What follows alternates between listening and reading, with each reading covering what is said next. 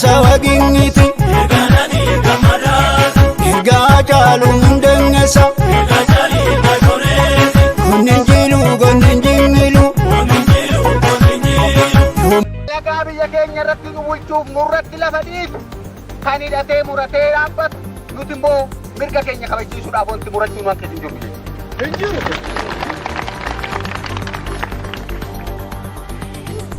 hire ummat oromo kamuten ummat oromooti malee anatu beeka kana deemtu malee kan nuun jedhuu fi kan afaan qawweetiin nu doorsoo jiraat ummanni keenya fudhachuuf qophii'eeti jechuudha. Mul'anni gootummaa waa hedduun ibsamaa dararaas ni qabaa dhibee garaagaraa goota obsa qabutu kana hundarratti tara. Gaafa bari'uuf jedhu dhiibbaatu baay'ataa mul'ata gootummaa keessaa tokko obsaa wal ta'anii walii galaan maaltu isa dhibaa?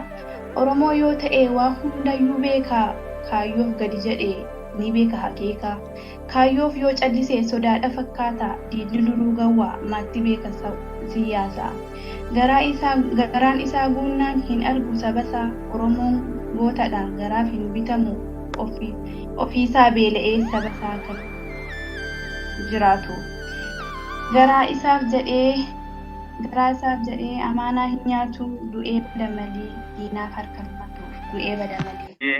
Waaqa uumamaa waaqa burqaa waaqa haroo walaabuu waaqa sagaltam garbaa waaqa saglan booranaa waaqa torban bareentumaa waaqa bokkuu gurraachaa waaqa ciicoo gurraatti waaqa caffeetumaa waaqa shanan gadaa Oromoo nagaan nu oolchite nagaan nu bulchite nagaan nu oolchi kan faanti lafaan lolte kan sammuu waaqaan lolte nurraa qabi irraa gara nu oolchi dogongora nu oolchi hamaa nurraa qabi tolaa nutti qabi xiqqaa nu guddaa nu mul'isi nu bulchi waan qabnu nu bulchi rooba nagaa nu roobi bara nagaa nu baasi gadaan roobaa gabbina barri quufaa gabbina ardaan nagaa.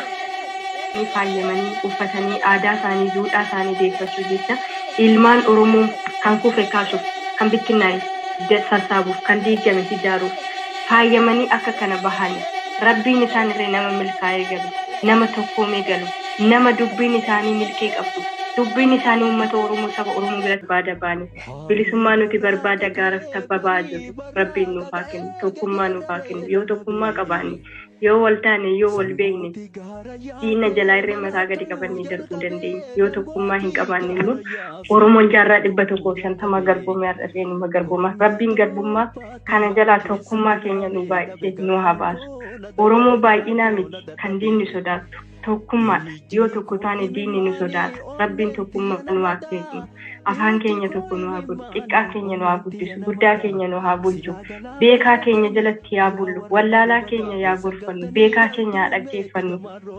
Isaanii fakkeenya taane ijoolleen sooshaal miidiyaa har'a jirtu akka kanatti waa'ee seenaa keenya waa'ee aadaa keenya waa'ee eenyummaa keenya dubbatti kanaafuu jedhanii akka isaan ofitti qaana'an gochuudhaaf nuti ijoolleen Oromoo generation warra jedhamne kun of jabeessuun of murtummaa Oromoo waan gartee ala bahee san dalagu jira nuti yoo dalagu jirra yoo jenne hedduu akka namoota deebi'ee gaafachuu qabaa jechuudha asirratti maaliif kana jechuu barbaade waan silaa nurraa barbaachisu jaarmaya abaloo eessa jira namni kun hundi gaafa jaarame bakka saniifuu Giraatiif kadiina addaan wallaan akkamitti wallaan liigatteen furaa dhabametu diinaa balbala baneeti firaa immoo kolfate kuni gaafa kana jennu hoo qilleensa nutti gale jechaadha Gaafa ani sabboontuun Oromoo bikee afoo qadaabadhe ati badii qabdadhee na shanirraa mormadhe namni biraa dhufee sabboontu ati badii qabdadhee na mormuu dhufu narratti dhufa Oromoon hundi jechaadha. Karaa san qajeelche daandii san. Gaafa mormii olafoo dhaabannee ammoo eebadu ati hin beektu yaada kana dhaabi. Yaadni kun hin ta'u jenne walollaachisaa deemna. Bisha lafaa waa hunda dadhabee karaa fi bosona keessa jiru. Jagii boraafatee gartee bunaa fi ganna odoo jedhin gammoojjii baddaa odoo jedhin bosona keessa jira. Waraana keenya waraana irree leencaa rabbiin haa taasisu. Uummata keenya gammaadheelee garaagaraa irraa walitti dhufan kana tokkummaa isaanii tokkummaa cimaa tokkummaa gaarii tokkummaa zalaaqii rabbiin haa taasisu. Tokkummaa keenya kana tokkummaa diinni jidduun seenne tokkummaa gartee galma gahu tokkummaa gartee qabsoo ittiin eegallu sana ittiin goolamu. Jaarmayni kun gad dhaabbachuu qabaa. Abbootiin keenya gaafa duraatii akkasumas jaarmaa kana ijaarrataniiti jaarmaa itti wal dammaqsan qaban.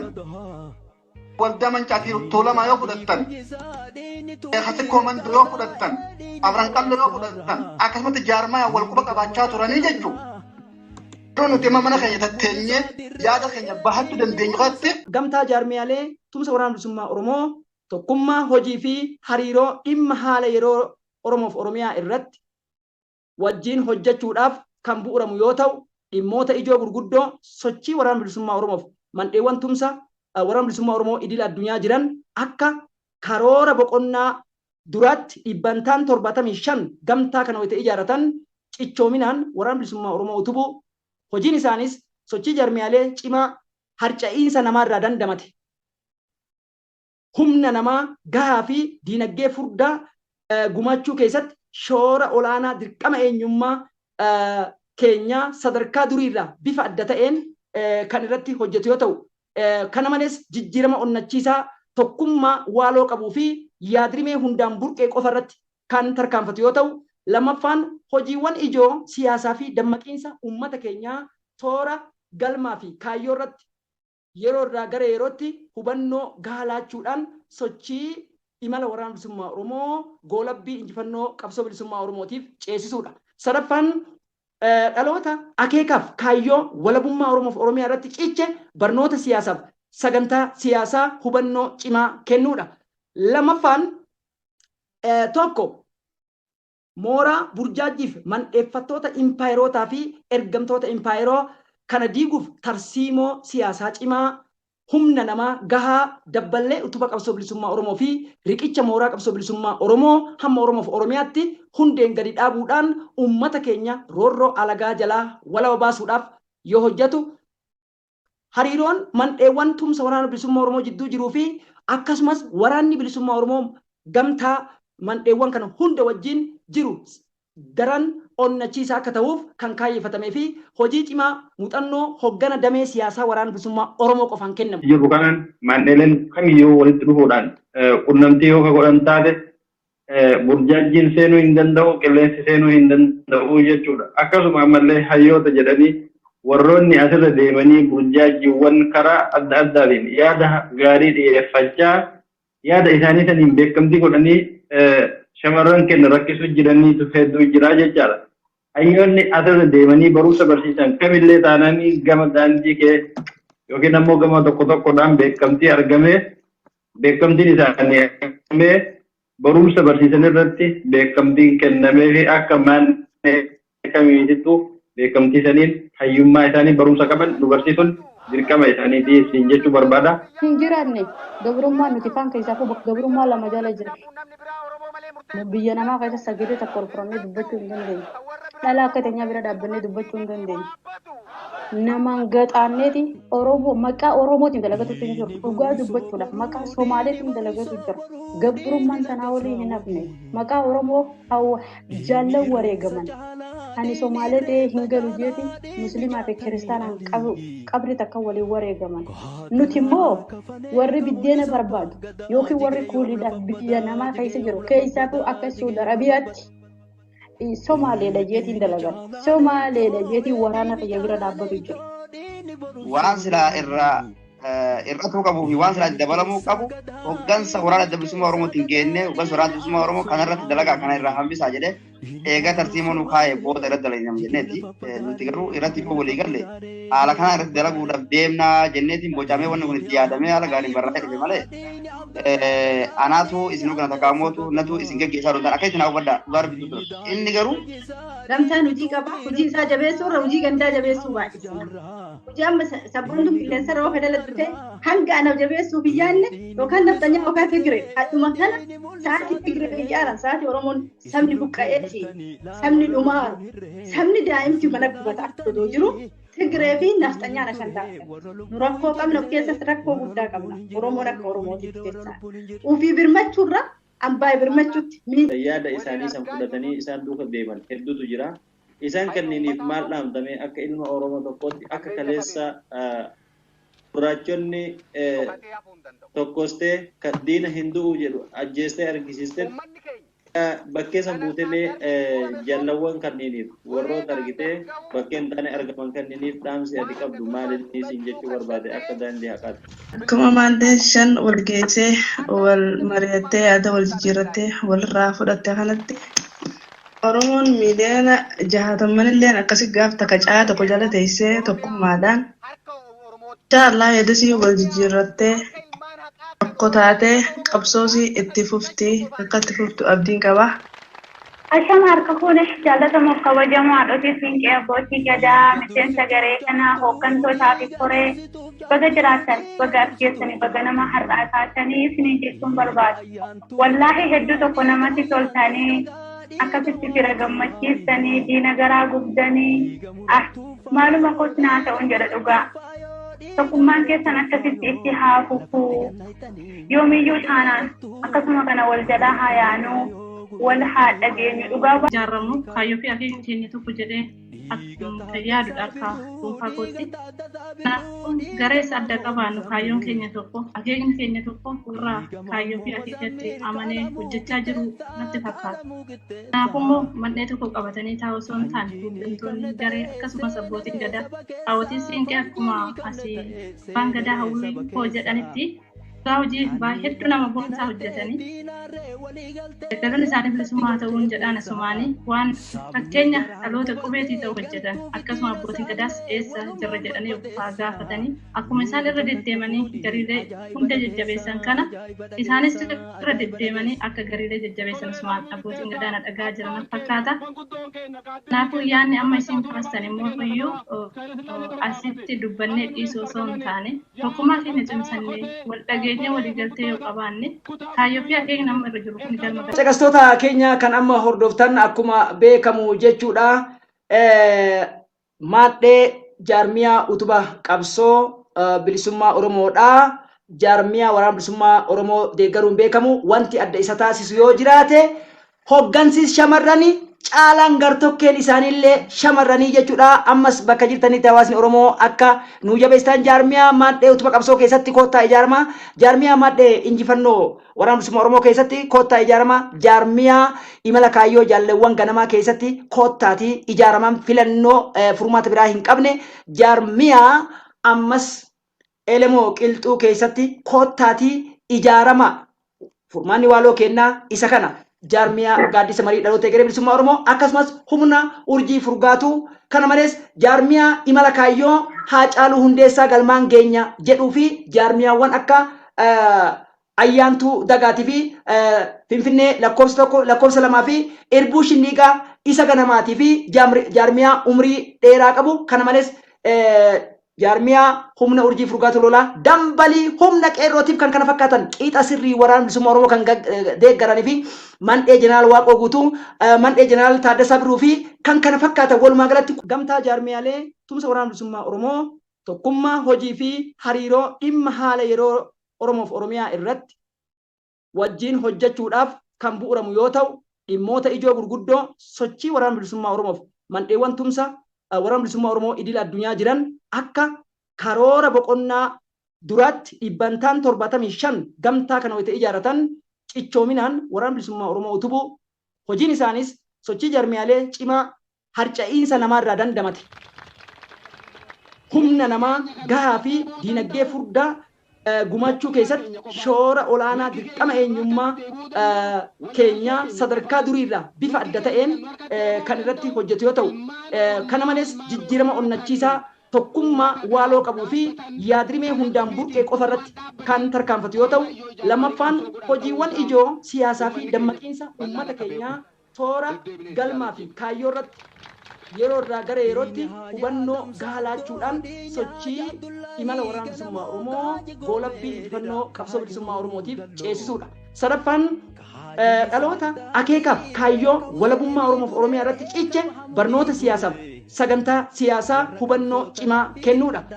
Lammaffaan tokko mooraa burjaajiif mandheeffattoota impaayerotaa fi ergamtoota impaayeroo kana diiguuf tarsiimoo siyaasaa cimaa humna namaa gahaa dabballee utuba qabsoo bilisummaa Oromoo fi riqicha mooraa qabsoo bilisummaa Oromoo hamma Oromoof Oromiyaatti hundeen gadi dhaabuudhaan uummata keenya roorroo alagaa jalaa walaba baasuudhaaf yoo hojjetu hariiroon mandheewwan tumsa waraana bilisummaa Oromoo jidduu jiruu fi akkasumas waraanni bilisummaa Oromoo gamtaa mandheewwan kana hunda wajjin jiru daran onnachiisaa akka ta'uuf kan kaayeffatamee fi hojii cimaa muuxannoo hoggana damee siyaasaa waraana bilisummaa Oromoo qofaan kennamu.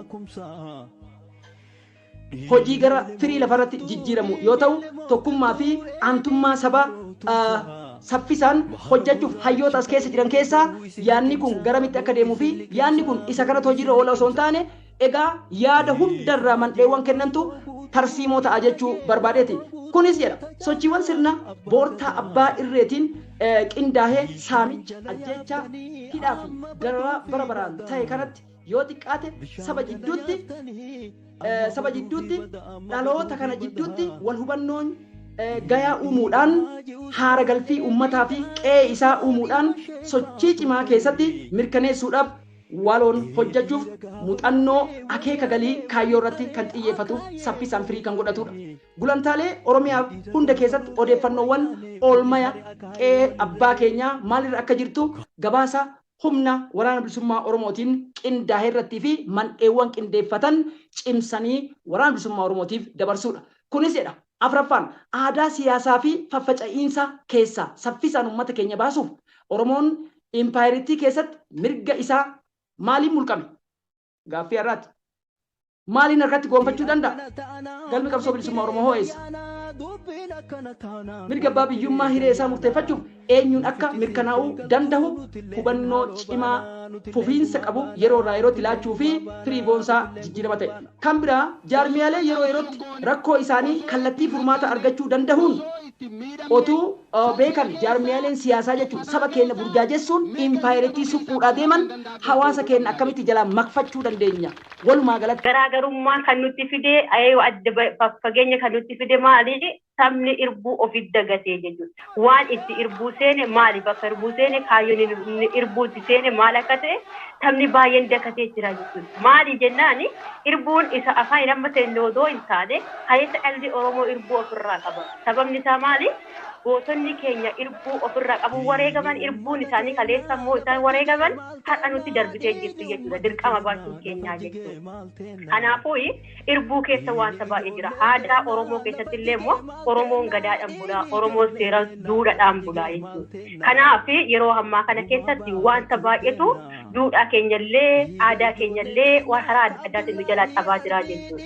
Kanaafuu karaa itti duudhaan keenya fakkeenyaaf amma sooshaal miidiyaa kana yoo ilaaltanii yeroo tokko Oromummaa ofiillee yeroo nama jibbisiisu jira jechuudha. Dubartiin duudhaa Oromoo wallaaltee dhiirri duudhaa Oromoo wallaalee yeroo itti Oromoon dhugaa rabbi mataan gad nama cabu baay'eetu jira jechuudha. Kuni maali? Nuti yoo nuti safuu keenya wallaalle yoo nuti duudhaa keenya cabsine abaarsi karaa nuti dhufuu danda'a jechuudha. Kuni maal ibsaa? Sirna gadaa keessatti sirna waaqeffataa keessatti duudhaa yookiin immoo safuu cabsuuni badii nutti fida yookiin immoo dallansuu nutti fida yookiin karaa rabbiitiin illee karaa namaatiin illee walitti bu'iinsa nutti fidaa jiru. Nuti fakkeenyaaf amma immoo akka manta garaagaraatti seexattuu kana nutti godhee seexattuu. Keessatti maal jedha? Galatooma gaaffii bareedaa wanna immoo gaafatamuu qabullee wanna yaaduu qabullee wanna mari'atamuu qabu namni kun odoo dura akkana ijaaramee of keessaa filatee garee tokko keessatti namni tokko illee gad dhaabate gayaadha. Garee shatiisi garee 15 hin bulchaa Oromoo mata garaa bal'atee hayyuun odoo jiraatee dhaabbatee namni seeraan akkanatti hooyatu odoo kan jiru taatee wanni kun diigamee hanga qilleensarraa baduu haga miidhaa ofiillee waraana fiititti illee fiduugaa. Maaliif jenna waraanni kun kan mootummaan gargaaru miti kan uummataan hirkatee jiraatu uummata ofiitu jiraata. Waraanni keenya nuuf rabbii malee homaa hin qabu. As keessaa mari'annee gareen shanan tuni keessaa adda addattuu qonnee gareen keenyas akkuma jirutti gareen shananuu adduma addatti akka jirutti mari'atee gaarii keessaa as baasee yaada iftooma ta'e yaada nama kabachiisu yaada tokkotti illee quba qabuun taane yaada tokko illee miidhaa irraan gahan taane mari'atanii akka hooggansaatittis hooggansi illee itti aanaan barreessituun haati dinagdee hawwaleen siinqee abbooleen gadaa carraa isaan barbaachisurraa carraaqanii deebii kana deebisuun waan namatti ulfaatu natti fakkaatu. Sila zaakiraan ormaa nutti kennamee ittiin deemaa turre. Dhibbaan dhibbatti wanni ilmaan Oromoo dhala haadha keenya dhala ilmaan keenya kan nu arguu dhabne wanni isii sila zaakiraan namaa duraan nutti hiramaa turte sana duraan abbootii keenyatti hiramaa turte sana akaakilee keenyatti kan kennamaa turte sun Zakiraa ambaatu kennamaa ture. Zakiraa ambaa sana immoo mormuudhaaf hoo maal gochuu qabna? Sa'aatii ammaa dhaloonni amma obbare kun dhaloonni amma sobamuun beeku. Shiraan lagummaatti diramuun beeku. Waan barate waan ta'eef hadha waan barbaadan na offolchaati. Abbaan barbaada. Dhaloota hoggaa 45 namni sobee nagaadhaan bahuu hin danda'u. Yeroo ammaa kanatti nummoo nuti saboonni keenya maatoliin keenya haadholiin keenya isii amma caarraa amma isin nu argadhe kan an argadhe kan hin argatin biyyeedha biyyi uffattee jirti isii kana arguu dhabuuf otuu isii kanaaf jecha isii kana walitti mana sagalee keessa walitti fiduuf jecha sagalee keenya walitti harkisuuf jecha isii kana kan dhabee biyyee uffatee lafee ofiitti cabee jira. Oromummaa kan akka miidiyaa irra teenyee dubbannu kan isleemi garuu waan tokko naguba yeroo hundaa'u gaafa dhalli Oromoo haati Oromoo ulfitti qabdee jaarsi waggaa 80tti cabee waan nyaatu dhabee waggaa 75 keessa waan nyaatu dhabee yoo jabaate waggaa 3 jiraatuuf waggaa 75 keessa waan nyaatu dhabee yeroo inni dukkana uffatu keessa turre amma sa'aatii ammaa jaarraa 21 jechuudha yeroo addunyaadhaaf ifu nuufti dukkanaa uftee jechuudha maaltu kan nutti dukkaneessa hayyoota gaarii gaafa argan gaafa hayyoota gaarii argan mooraa diinaatti geessinee cunqursineeti mooraa diinaatti geessinee galchinee mooraa diinaatti wajjiniin sirbina afaan beekuuf maariiffa dubbachuuf ingiliffa danda'uuf oromummaan keenya dhokatte otuu kana hunda dandeessu afaan 12 otuu dubbachuu dandeessu dhalli Oromoo jechuudha nuti carraa kana dhabne haga hada waggaa 150 jettu garuu seenaarraa har'a waggaa 200 lakkaataa nu jaarraa 21 jechuudha. Waggaa 200 kana keessa dhala Oromoo tokko addunyaan argitee irraa dubbattu dhabne. Biraa ammoo sareen ambaa tokko yoo duutu saree ambaatii biyyi miidiyaa irraa dubbatu.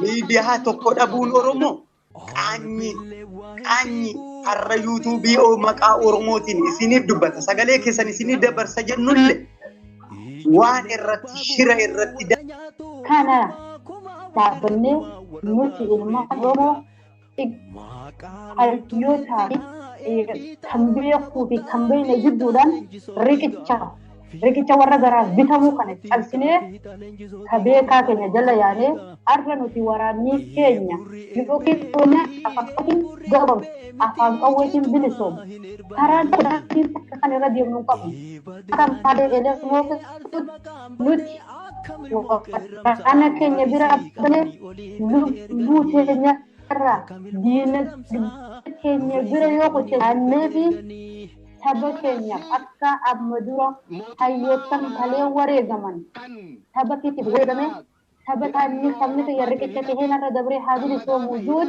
nuti saba keenyaaf ibsannee ibduuba hin deebin oduu sobaatiifis bakka hin laan. Wanni ani kaasuu barbaade maali?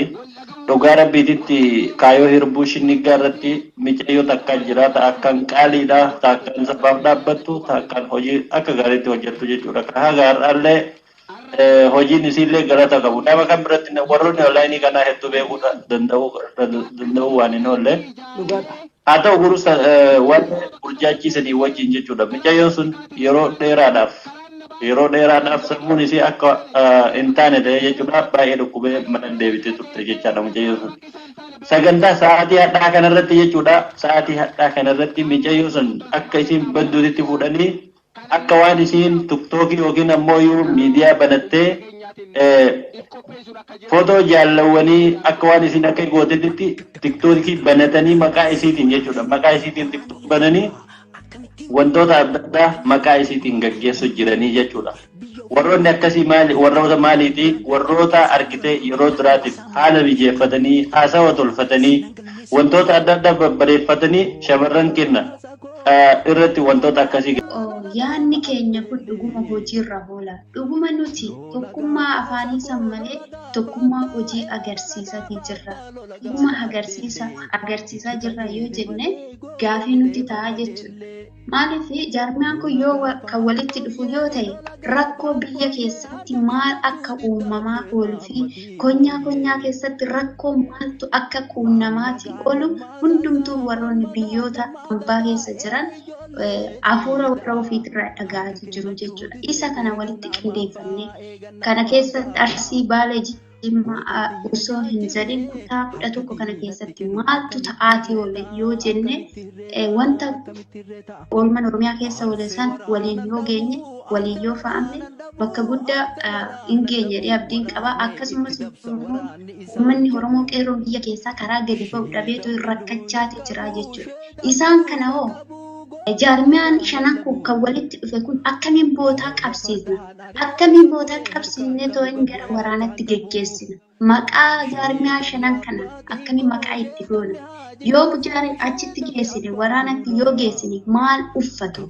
Maal nyaatu? Akkamiin leenji'u jennee maqaa jaarmiyaa kanaatiin uummata Oromoo rakkoo uummata Oromoo keessa jiru kana gara waraanatti geggeessuudhaaf maqaa kanaan yoo irratti hojjenne.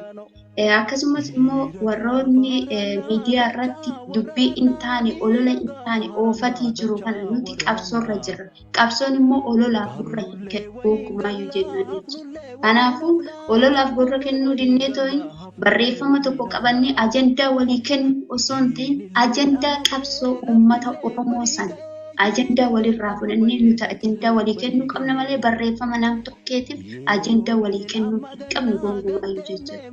Kanaaf uummanni Oromoo tokkummaa jennee tokkummaa afaanii osoo hin ta'in tokkummaa gochaa tokkummaa hojiitti jechuudha. Qallalfama waraana keenya irratti. Oromoo beelaan lafarraa taragamaa jiru raashiin biyya ambaatitti baasuudhaaf diqaalaan kaleessa matammaadha haati qabattee bunaan guuruudhaaf dhufte raashiin nurraa deebite ummata keenya beelessaa jechuudha. Kanaafuu rabbiin alamaa tokkummaa nuu kennee waliigaltee nuu kennee wal dhageettii nuu kennee wal jaalala nuu kennee tokkummaa teenya sana nuuf haa jabeessu. Tokkummaa sana rabbi nurratti haa dagatu, wal jaalala sana rabbi nurratti haa dagatu. Miidiyaa teenya sana miidiyaa guddattee ilmaan Oromootiif ija taate bilisummaa nu agarsiistu rabbiin nuuf haa godhu isiniin jedha. Waraana adda bilisummaa Oromoo rasaasni isaa lafan bu'in kadiin itti darbate immoo bakka inni dhaqullee hin argin. Hamma nama waa beeku hamma nama xiqqoo muuxannoo hubannoo qabu qeequmsaaf sakaalli dhiiftutti yoomillee galma geenu dhugaa arbisiitti maal asumarraa kaa hoggansa dhiitaa hoggansa gurguddaa warroota paartiilee keessa jiran qeequu hin dandeenye maaliif odoo kun waliin galin kan nuti jaarmiyaalee maadheelee xiqqoota irraa waliin galle hogganteen akkuma walii galtee yaaddan wasa kaalu barbaadan isaanis hoggansa kursiidhaa barbaadan isaanis kana beekuun dirqama keessa deemuun waan Oromoo fa'aa hojjetu malee kursiidhaa barbaada dhugaa arbisiisni maal kana fudhatu qabdanii maaliif asumarraa eegalla jechuudha. Yoo asirraa ijaarsamni akka gaariitti ka deemu taate ijaarsi asirraa yoo faca'inee deemu taate gurguddalleen warroonni nu dur jiranilleen akka gaariitti gabrummaa jalaa baasuu danda'anii jechuudha. Galuun isaanii bilisummaa ta'uun jedhaan asumaanii waan fakkeenya dhaloota qubeetii ta'u hojjetan akkasuma abbootiin gadaas eessa jirra jedhanii ofaa gaafatanii akkuma isaan irra deddeemanii gariilee hunda jajjabeessan kana isaanis irra deddeemanii akka gariilee jajjabeessan asumaan abbootiin gadaa dhagaa jiran fakkaata. Kanaafuu yaadni amma isin kaastan immoo iyyuu asitti dubbannee dhiisoo osoo hin taane tokkummaa keenya cimsannee wal dhageenyee waliigaltee yoo qabaanne kaayyoo fi akeekni amma irra jiru kun galma gahaa jechuudha. Gaafa nuti garuu tokkummaa hin qabaanne wal dhaga'uu hin jirre gaafa wal xiqqeechuun iddoo jirutti kaayyoo fi akeekni irra jiru kun galma hin ga'u jechuudha. Kana hundi keenyaa ni beekna. Nuti dhaloota qubeetii ofiin jechuu qofa osoo hin taane haruma baraan tokkummaa akkuma abbootiin keenya yookaan haawwotiin keenya nuuf dhaamaa turan gootonni ilmaan Oromoo nutis tokkummaa jechaa jirru guyyaa gaafa qabsootti dabalamnee jechuudha. Tarii nutis ilmaan keenyatti dabarsina moo lakkin dabarsina. Kanaafuu wal bira jiraatanii yoo yaadni wal kuma qaban ilmi namaa garaagarummaa isaanii wanta qabes nama ummatu kana yaa wayii isaa lachuu wal qaama wal bira jiruudha yaada wanni nuuf tokko godhuu qabnu. Jaraa qaamnee ilaa hanga gubbaa. Hayyoota keenya waliin dhageenye bara cabni keenya achiin dhufee bara hayyoota keenya fudhatama nu dhabsiise kun kaanitti ulfaatee akka dhagaa kun ana beekaa baay'ise kun anatu isaa ol jiraan baay'annaan sababa kun baay'atee bakki itti cabne bakki itti kufne ni wallaalan hadda warra gubatu baruma baraan kabooncha xaarree diinatti asa rakkabnee algaa keenya wareega taanee warri nu wareegu algaa irra ol baheeti nu warri wareegamu immoo lafa hafne jecha. Nugahu amma ammoo nugaha jennee gadhaabbachuu qabna. Nugaha jennee walii galuu qabna. Nugaha boo'ichi Oromoon kutaa baay'ina himatuun bu'aa nuu qabu. Nama 10 taanee 1000 taanee mul'atuu dandeenya. Nama 5 taanee 50 taanee mul'atuu ni dandeenya. Walii galuu nu barbaachisa. Tokkummaa kan hin lallabu fichi wasaanyii miti. Wasaanyii hojjetanii garsiisuudha. Gaarii of keessaa as baasuudha. Tooyuu jala ooluudha. Eenyutu rakkoo qaba? Eenyutu rakkoo hin qabne? Anatu qajeelamu. Eenyutu jalla? Quba tokko namatti qabdu. Tokkollee ofitti qabuudha. Quba tokko qofa namaa laatu hin barbaachisu. Jaala keenya itti gadi fageessinee oo kayaan nu ta'e. Hadda duuti akka fakkeenyaa taatee kamaa ta'e irraan dhufte malee Oromoon qaruma facaarrata. Odoo dura facaarra raafuu baattee facaatu garee kanarra nama meeqatu dhaban. Nama meeqatu Oromoo silaa hoogganuu danda'u bati. Hadda odoonti kun ijaaramee lafa jiraate badiin kun hin dhufu. Qaama dhimmi ilaalutti dabalata jechuudha. Namni gartee gaafa jaarmayaaleen walitti dhufanii maadhee takka jaarratanii maadhee san jalatti akkaataa jiru hunda wal hubachiisanii waan maadhee tanarraa fuudhan fidanii maadhee hoogganan keessatti waan akkanaa tanaa jira yaanii gaafa gad diriirsan sabni keenyallee furmaata argata. Rakkinni keenyallee ni furama. Yoo san hin tahiniin facaatiin teenya facaayiinsaa jechuudha. Yaanni kun akka mataa nam tokkotti aan hedduu takka naa ta'e. Maaliif fayyadde abbootii gadas tahee haadha siiqqee akkasumas jaarmoonni gartee gareelee hoogganan hundi walitti dhufanii gartee yaada wal dura qabatanii mari'atanii gaafa hawaasa gaggannan hawaasa hoogganarra yoo gaggannan hawaasni kun irraa fudhata tarkaanfiin keenya fuula dura deemti jechuudha. Gaafa immoo kana godhuu dhabnee gartee namuutu kopumatti maaddee qabatee kadeemu taate waan dhufee isa keessa seenu hin beeku hundi Oromoo fakkaata. Afaan Oromoo dubbata alaabaan inni irra kaayidamu alaabaa Oromooti. Beekamu jechuudha. Gaafa gartee keetti jaarmayni kun gajjabaate tiifachuu dandeessa tokkummaa keetillee tiifachuu dandeessa waraana keetillee tiifachuu dandeessa. Maaliif jennaan arraan tana dhugaa rabbiyaan immoo kar tokkonillee warra meediyaa kana gamanumaanuu dhiifama naa godha warra meediyaa illee kan irraa qaba. Du'a nutti himuu qofaa miti dhuma nutti himan akkasii achi namni du'e nuun jaan silaa jaarmaa akkanaa kana fidanii jaarmaa akkanaa kana wani nu baasu kana jaanii hayyoota mariisisanii akkaataa silaa hojii itti gamtoomne hojiitti jijjiirnu lafa nu kaayanii tarsiimoo xaata wayitti baanee jechuu nuti. Arraan tana sabni nun geenye sabni dadhabaan sabni gartee wanda dhufe gartee saba Oromoo saba guddaa miliyoona meeqaan lakkaawwamu kana mataa itti ol qabate arras anaata hoogganuudhaan mala jee saba Oromoo kana dhiitee ajjeesee akka barbaadu hin godhu jechuudha ajaa'ibni kun jiraate. Kanaafuu an akka mataa nam tokkotti yaadni kun yaada barbaachisa yaada Oromoofillee ta'u yaada hundaafuu ta'u itti fufaan isin hin jaa. Gaafa diinni keenya abidda nuuf qabsiisu dhaabannee laalla. Abiddin xiqqaata jedhee gaafa inni gaaziitti naqullee numa laalla. Gaaziin xiqqaata jedhee gaafa inni qidiitti dabalullee numa laalla. Gaafa inni nu bobeessee nu fixe immoo footoo gaddaa fi oduu gaddaa fi nama gaddisiisa jecha miidiyaa irratti gadi baanaa jechuudha. Kuni maaliif ta'e? Ta'uu hin qabu. Maaf dhaabbannee laallaa? Diinni halkaniif guyyaa akka nurratti mari'ataa jiru nuti maaliif isaan irratti hin mari'annu? Akkuma tokkummaan keenya yeroo baay'ee deemu jarri kun maal nurratti mari'ataa jirani waan jedhamu tokko jechuudha.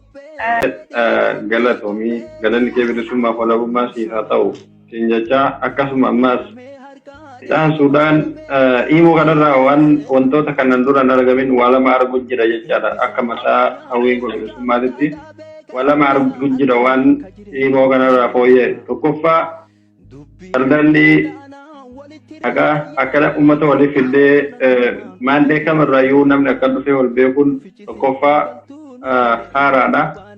Akkasuma lammallee maandeelee kamirraa warroonni haadha siinqee hundi isaanii akkatti walitti dhufanii bakka takkatti mana tokko jalatti mariin isaanii kun baay'ee waan filatamaa ta'edha. Waan onlaayinii kanaan dura argaman jechuudha. Fakkeenya kan nama kamiyyuu ta'uu qabanii waan ta'udha.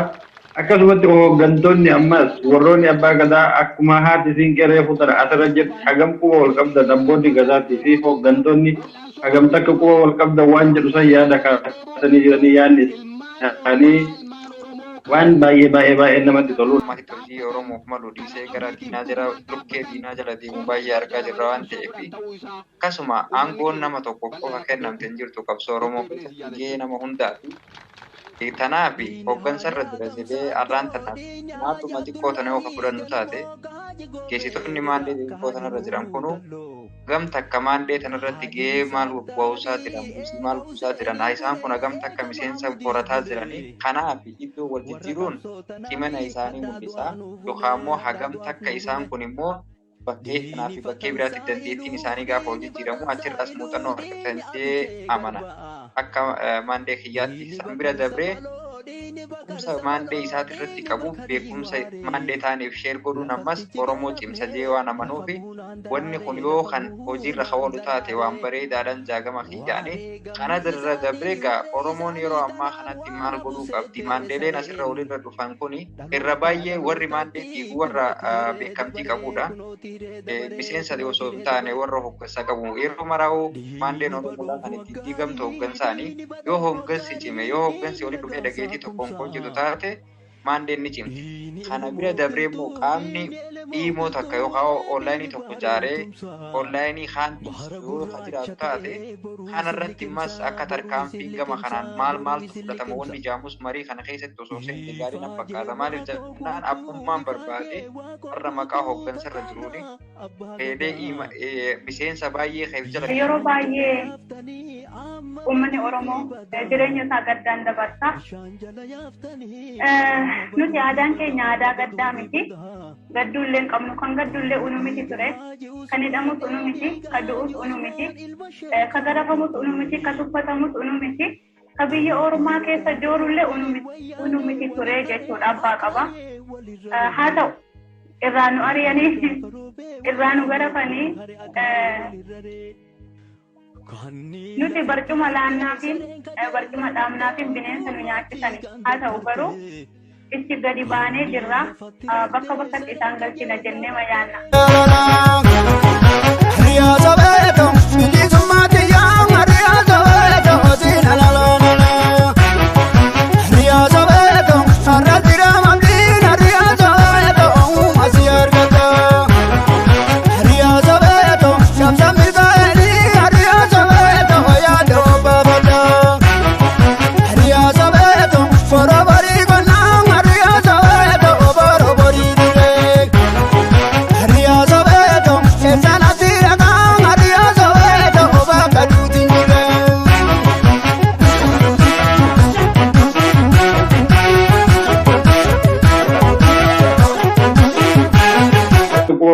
waan jedhu san yaada kaasanii jiranii yaadni isaanii waan baay'ee namatti toludha.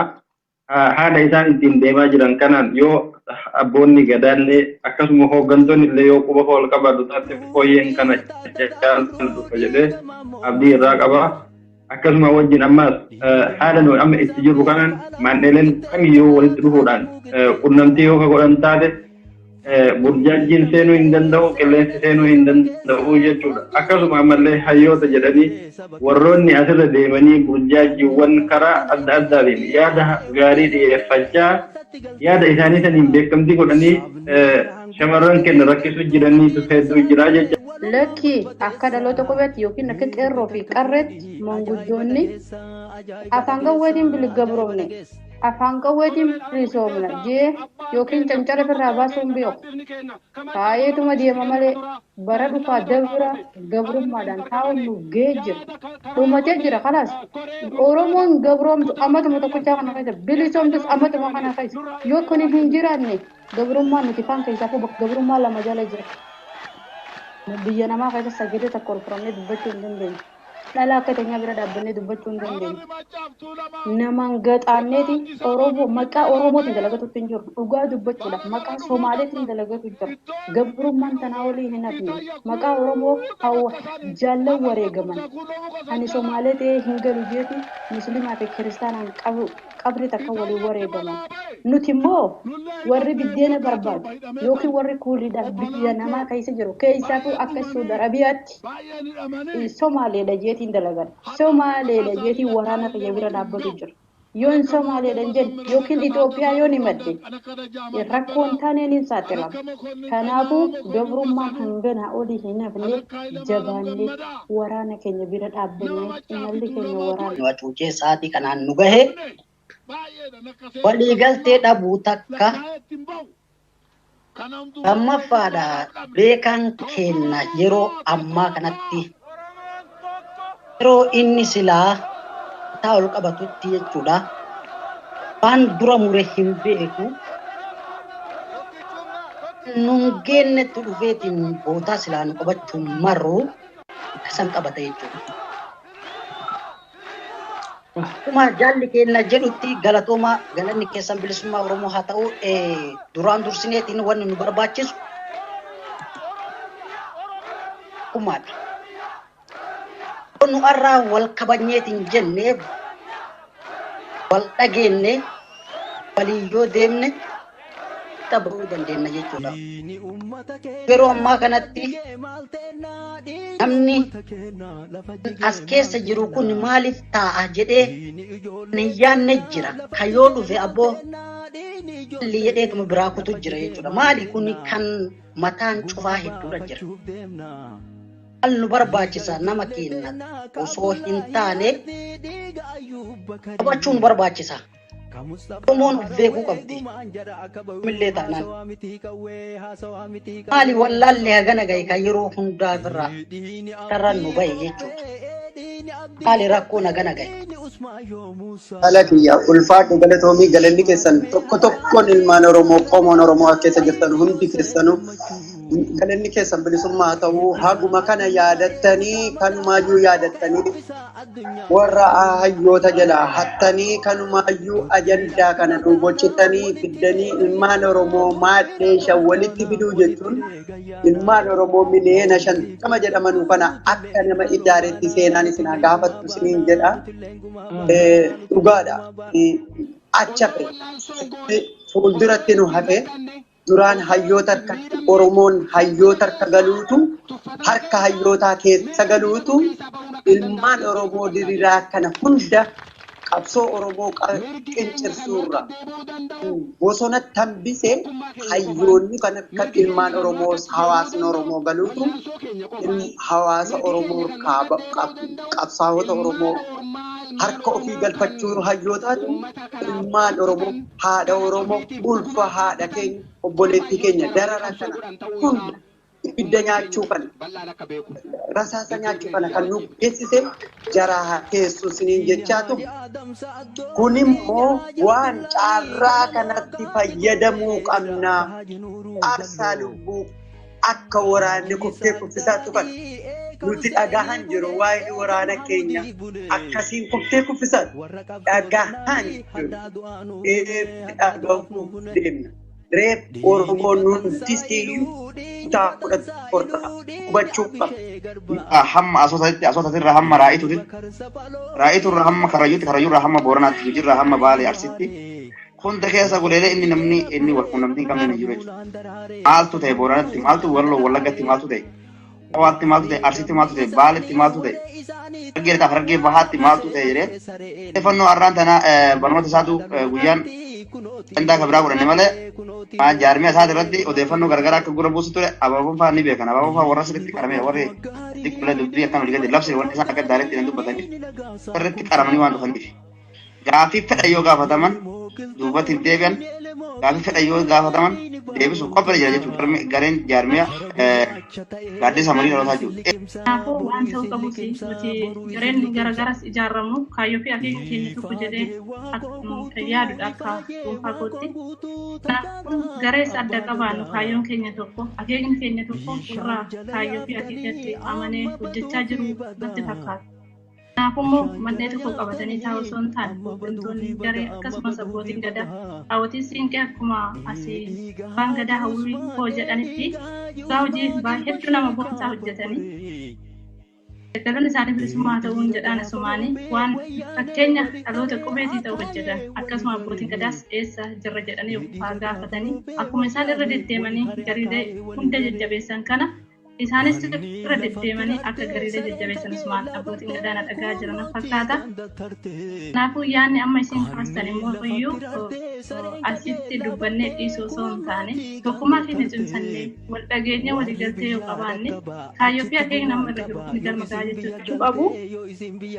Yaadni ilaalchi abbaasanii gaariis haa ta'u kofees haa ta'u yoo keessummeessite yoo fudhatte akka kiyyatti yaadee mooduu hin taane akkamitti yaada kanaan wal qabsiisee oofaadha. Tokkummaan kan barbaachisu kan ijaaruu qabnu sa'aatii kanatti malee tokkummaan arrabaan lallabnee tokkummaan afaan hin dubbanne ganama dubbannee galgala irra dabarree deemnu erguun hin ga'u jechuudha. Bilisummaa kanas nuuf fiduu hin danda'u. Wal tuffachuun anatu irra beekaa ishiitu narra beeka jechuun narra beeka inni jennee wallaala keenya ol qabnee beeka keenyan atiin beektaa koo beektu ta'i kan hin beekne barsiifanna jechuu qabna malee kan hin beekne gadi qabnee laa kana bichaatu bilaata.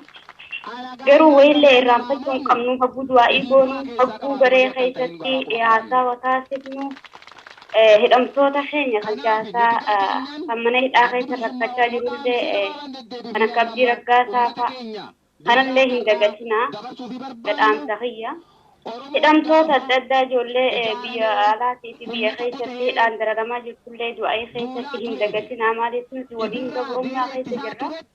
Yoo tokko taane bilisummaa waa xiqqootti dhuunfanna. Yoo ammoo barabaraan gargar wal facaafne diinni Oromoo waan taaneef nu hojjeessaa jira. Bakka nuti Oromoo waan taaneef diinni nu hojjeessaa jirutti Oromoon kutaa fi amantii wal qoqqoodu haanu keessaa dhabamtu Oromoon tokko haadhinii fi abbaan isaanii takka waan ta'eef harka wal qabannee gabrummaa sana jalaa yoo tokkoomne baana. Isinitti hin dheeytuu jaalan birree qabsoo harma keessa jiraatanillee dhiibu. Rabbi argitee ilma gudeedaa malee ilma baanti dhaqaa irra rabbiin ajaa'ibni haa baasu. Oromoo rabbiin argitee haa qulqulleessu. Rabbiin kun dhala Oromoo tana rabbiin haa qulqulleessu. Ayyuu meeqa gatoo karaa fiitti dabne Oromiyaaf jennee bilisummaaf jennee bakkaan